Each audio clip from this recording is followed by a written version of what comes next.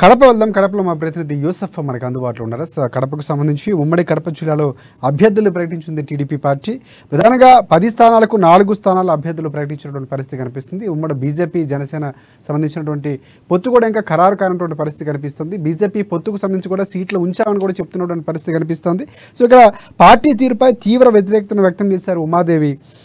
రాయచోట్ల మాజీ ఎమ్మెల్యే రమేష్ రెడ్డికి సీట్ను కేటాయించినటువంటి టీడీపీ పార్టీకి సంబంధించి పూర్తిస్థాయిలో ఆందోళన వ్యక్తమవుతున్నటువంటి పరిస్థితి కనిపిస్తుంది. కేడర ఆశావాహులు సాధారణంగా టికెట్లు ప్రకటన చేసిన తర్వాత బయటకు వస్తున్నటువంటి పరిస్థితి కనిపిస్తుంది. సో ఇక్కడ కూడా అదే దాదాపుగా జరిగినటువంటి పరిస్థితి కనిపిస్తుంది. సో ఇక్కడ పరిస్థితి ఎలా ఉండబోతున్నాయి, దీనికి సంబంధించి పూర్తి అప్డేట్స్ ఏంటి యూసఫ్ చెప్పండి. Thank you Rajasekhar. ఉమ్మడి కడప జిల్లాలో 10 స్థానాలకు ఇవాళ టీడీపీ అధినేత చంద్రబాబు 4 స్థానాలను ప్రకటించారు. పులివెందుల, కడప, మైదుకూరు, రాయచోటి 4 నియోజకవర్గాల్లో కూడా అభ్యర్థుల పేర్లను కూడా ప్రకటించారు.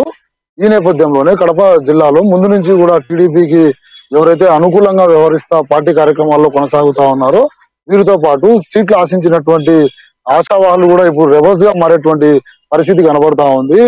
రాయచోటి నియోజకవర్గంలో రమేష్ రెడ్డి కుటుంబం మొత్తం కూడా ముందు నుండి వైసీపీ టీడీపీలో కొనసాగుతున్నటువంటి పరిస్థితి. ఆయనకి ఈసారి ఇక్కడ సీటు నిరాకరించడంతో ఆయన ఇప్పుడు రెబల్ గా మారారు. కాంగ్రెస్ పార్టీ తరఫున బరిలో దిగేందుకు అతను వ్యూహాలు రచిస్తూ ఉన్నారు. తన అనుచర వర్గానికి మొత్తం కాంగ్రెస్ వైపు మళ్లించేందుకు ఇప్పటికే ప్రణాళికను కూడా రూపొందించినట్లు వార్తలు అందుతా ఉన్నాయి. అక్కడ అందుకు అనుగుణంగానే నిన్న రాత్రి ఏదైతే టీడీపీకి సంబంధించినటువంటి బ్యానర్లతో పాటు తోరణాలను కూడా మొత్తం తగలబెట్టారు. అక్కడ జై కాంగ్రెస్ అంటూ నినాదాలు తీసుకొచ్చారు. మరో నియోజకవర్గం కడప నియోజకవర్గంలో ఉమాదేవి లక్ష్మిరెడ్డి కోడలు ఈమె ఏకైక 50 డివిజన్లకు సంబంధించి ఏకైక టీడీపీ కార్పొరేటర్.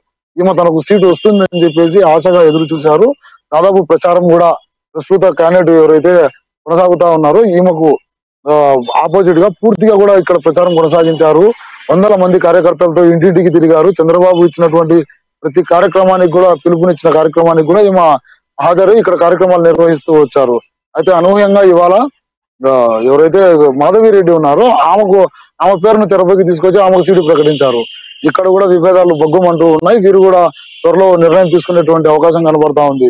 2 స్థానాలు, ఒకటి పులివెందుల కావచ్చు, మైదుకూరు కావచ్చు, ఈ 2 స్థానాలు కూడా టీడీపీకి పూర్తి స్థాయిలో అనుకున్న వ్యక్తులనే బరిలో దింపడంతో అక్కడ ఎటువంటి విభేదాలు.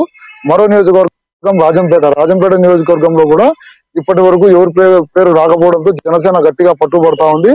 అక్కడైతే బచ్చల చెంగల్రాయుడు నియోజకవర్గ ఇన్ఛార్జ్ గా కొనసాగారు. ఆయన కూడా ఈసారి నాకు సీటు కావాలని చెప్పేసి ఇవాళ రచిస్తూ ఉంటే అందుకు జనసేన బీటలు వారేలాగా వారి యొక్క పందాల ముందుకు వెళ్తా ఉన్నారు.